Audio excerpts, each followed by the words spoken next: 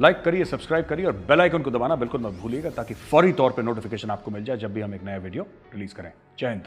दोस्तों, हमने सुबह से मेहनत करी, अब थक गए हैं, भूख लगी है, तो हम सब लोग यहाँ पे इकट्ठा हुए हैं लंच करने के लिए।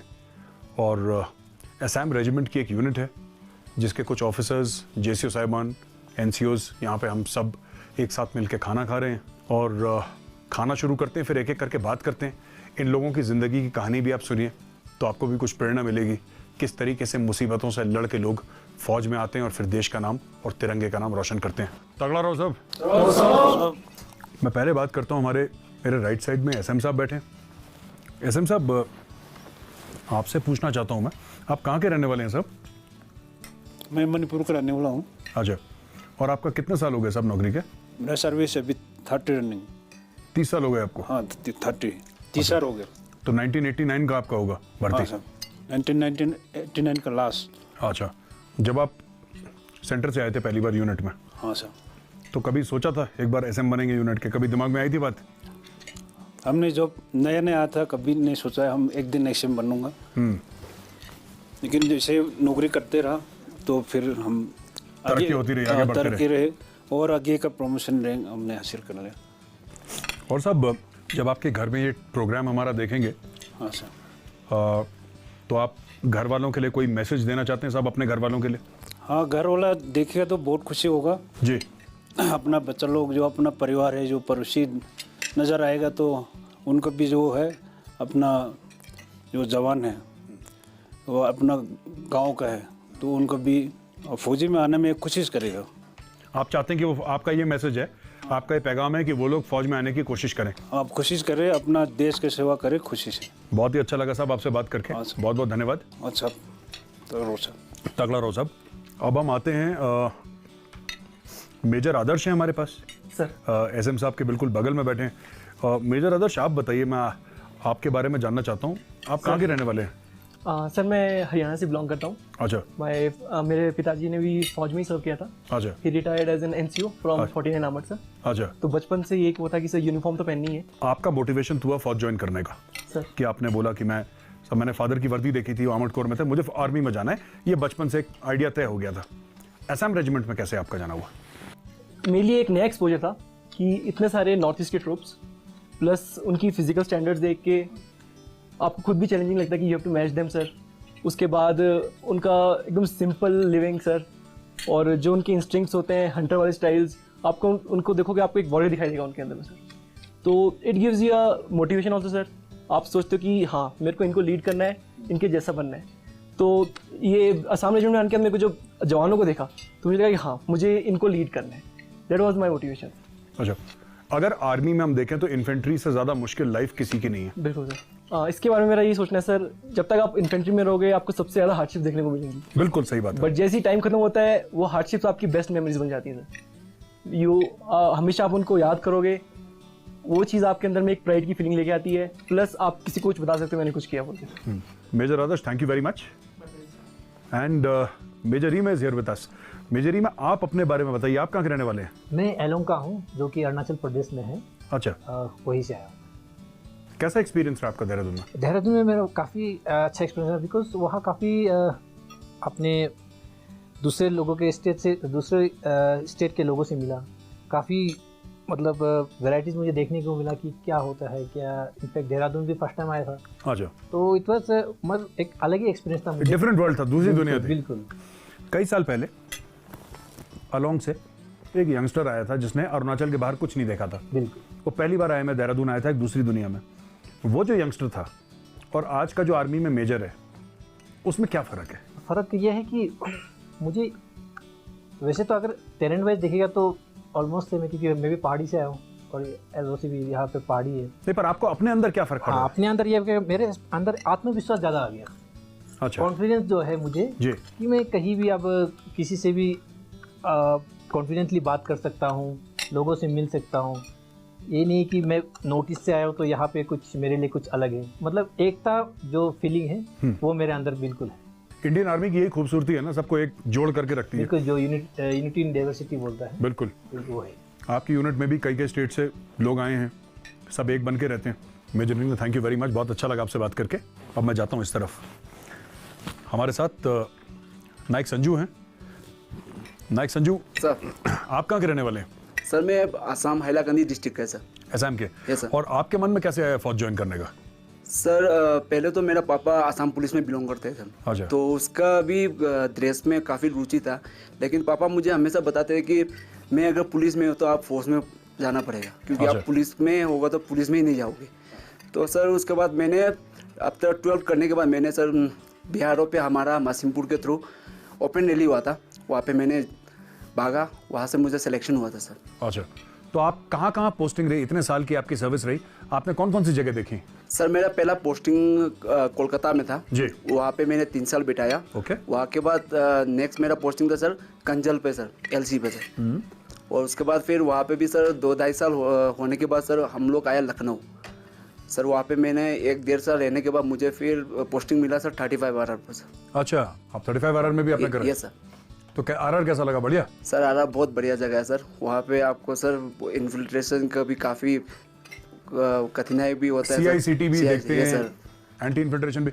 आज हम लोग लाइन ऑफ कंट्रोल पे हैं, हमसे मुश्किल से 1000 गज पे पाकिस्तान है नीचे, सर इसीलिए तो आपने फौज ज्वाइन करी है ये सर। है ना?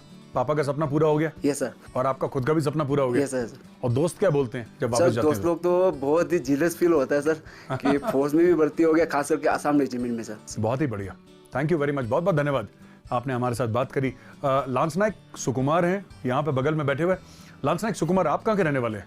सर मैं नागालैंड का रहने वाला हूँ सर। अच्छा, कौन सी जगह नागालैंड के? नागालैंड दिमापुर का सर। और आपकी ट्रेनिंग हुई शिलोंग में, राइट? सर शिलोंग में ट्रेनिंग हुई, कैसी लगी ट्रेनिंग? ट्रेनिंग बहुत अच्छी लगा है साहब। ट्रेनिंग बहुत अच्छी किसको लगती है? ट्रेनिंग तो किसी को भी अच्छी नहीं लगती। अच्छा, अभी सोच के अच्छी लग रही है कि अच्छी थी ट्रेनिंग, जब हाँ सर, ट्रेनिंग चल उधर- रही थी तब अच्छी नहीं लगी होगी। हाँ सर, उधर कई हर जगह से हो, हर स्टेट से हो आदमी आ जाता है और एक साथ मिलजुल होता है। हाँ, उसको कहीं से उनका क्या बोले भाषा ट्रेडिशन भी सीख जाता है हम उनसे, तो उन दोस्त लोग से।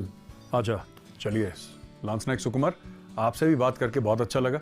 और सबसे अच्छी ये बात लगी कि सब लोग कह रहे हैं यूनिफॉर्म देख के फौज ज्वाइन करी, और जो एक सोसाइटी में रिस्पेक्ट होती है फौजी की, एक इज्जत बढ़ जाती है वर्दी पहनते ही, खुद की नज़रों में, दुनिया की नज़रों में, समाज की नज़रों में, वो कोई और प्रोफेशन आपको नहीं दे सकता। Profession of arms is a very honourable profession. लोग कहते हैं is the most honourable profession.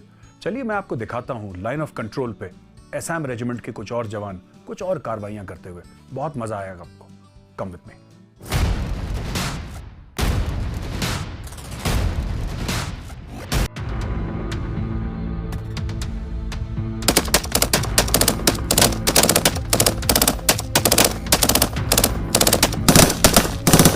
दोस्तों, हम लोग इस वक्त बिल्कुल लाइन ऑफ कंट्रोल पे हैं और आप देख रहे हैं सामने तारबंदी हो रखी है, कंसेंटीना वायर वहाँ पे लगा हुआ है और एक डेट है यहाँ पे।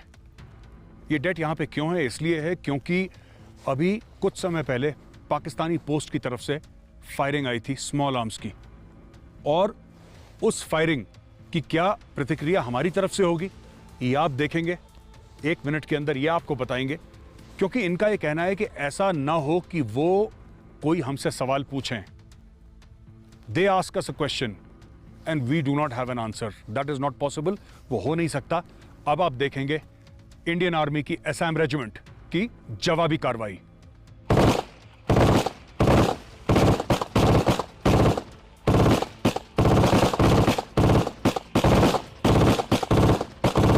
दोस्तों, अभी आपने देखा किस तरीके से इस डिटैचमेंट में MMG थी यहाँ पे, AK-47 का फायर और इंसास का फायर यहाँ पे हुआ है राइफल का, और सामने मेरे फेंस है LOC का फेंस, और 1000 मीटर दूर पाकिस्तान ऑक्यूपाइड कश्मीर है।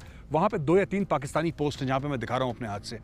इस पूरे एरिया के जो इंचार्ज हैं वो मेजर आदर्श हैं। आइए उनसे बात करते हैं और जानते हैं कि यहाँ पे किस तरीके से पाकिस्तानी आर्मी सीज़फायर वायलेशन करती है और किस तरीके से इंडियन आर्मी उसकी जवाबी कार्रवाई करती है। मेजर आदर्श, हमारी शो में आपका स्वागत है। तगड़ा रहो दोस्त, तगड़ा रहो। मेजर आदर्श, एक बात बताइए, ये पाकिस्तानी आर्मी कितनी बार सीज़फायर वायलेशन करती, कितना फ्रीक्वेंट है? सर फ्रीक्वेंसी बहुत ज़्यादा है। हाँ, दिन में, रात में, किसी भी टाइम पे स्मॉल आर्म्स, बिग वेपन्स, किसी का भी फायर आता रहता है और ceasefire violation as a routine होती रहती है सर। अच्छा, ये लगातार इनका Yes, sir. एक पहलू है, करते रहते हैं लोग। हाँ सर। तो इसका जवाब आप लोग किस तरीके से देते हैं?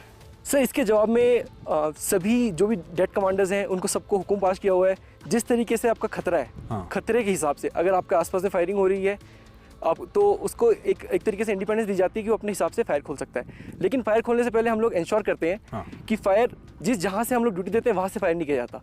हमेशा पोजीशन चेंज की जाती है ताकि आपकी खुद की लोकेशन, आपकी जो खुद की पोजीशन है वो दुश्मन को पता ना चल सके। बिल्कुल।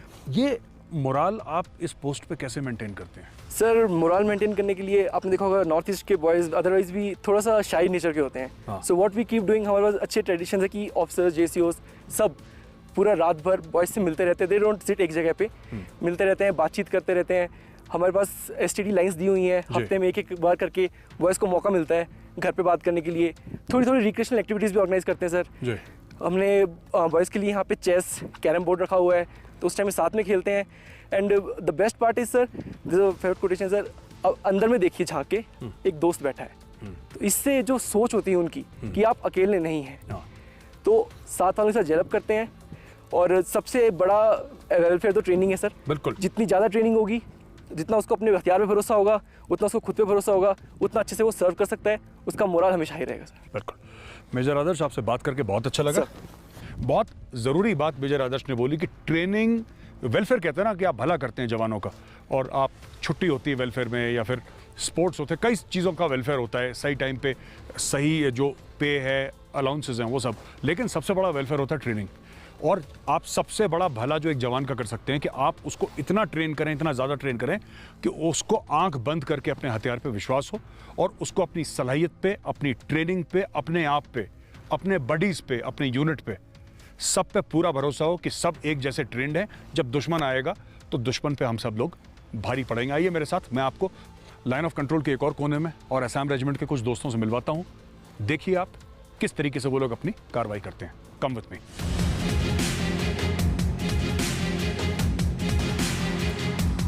अभी मैं आपको ब्रीफली इंडियन आर्मी में जो रिसेंटली मॉडर्न इक्विपमेंट्स इंट्रोड्यूस हुए हैं प्लस मॉडिफिकेशंस हुई हैं उनके बारे में बताऊंगा। इनका सबसे बड़ा फ़ायदा ये हुआ है कि इन सब चीज़ों के आने की वजह से जो हमें ऑपरेशंस करने में आसानी हो गई है, हमारी कैपेबिलिटी बढ़ गई है, क्योंकि हमारी कैपेबिलिटी को भी एक तरीके से सपोर्ट करता है। और लास्ट में एक जवान की जो तकलीफ थी वो थोड़ी कम हो गई है। इसकी वजह से ओवरऑल फटीग कम हो जाती है, जिसकी वजह से ऑपरेशन में और भी अच्छा रिजल्ट आता है। सबसे पहले है HSTI, hand held thermal images. Pitch dark night में जब बिल्कुल भी रोशनी नहीं होती है तो थर्मल सिग्नेचर्स के थ्रू एनिमी का डिटेक्शन करने में हमारी मदद करता है। इसके बाद में है रिसेंटली इंट्रोड्यूस किए गए क्वाडकॉप्टर्स। ये ज़्यादातर अपने फेंस के आगे के एरिया को डोमिनेट करने के लिए यूज़ किया जाता है। प्लस जिस टाइम पे सीज फायर वायलेशन वगैरह होता है, उस टाइम पे सीज फायर वायलेशन के साथ में कहीं कोई इन्फिल्ट्रेशन वगैरह नहीं हो रही हो या फिर कोई बैड एक्शन सपोर्ट में ना आ रहा हो, उसको चेक करने के लिए आप फेंस के ऊपर में क्वाडकॉप्टर से चेक कर सकते हो। अभी AK-47 के अंदर भी हमने काफ़ी मॉडिफिकेशंस किए हैं, जिसके अंदर की टॉर्चेस, फोरहैंड ग्रिप और बट ऐड किया है। इसकी वजह से इसकी एक्यूरेसी काफ़ी इंक्रीज़ हुई है, प्लस इसको यूज़ करना भी आसान हो जाता है। नेक्स्ट है IR torch and IR halogen. इनका काम क्या है कि ये रात के समय में IR लाइट प्रोवाइड करता है, जिसकी वजह से पिच डार्क नाइट होने पर भी आप बिल्कुल अपने इक्विपमेंट की वजह से देख सकते हैं और अपना ऑपरेशन कर सकते हैं। नेक्स्ट है लिसनिंग डिवाइस।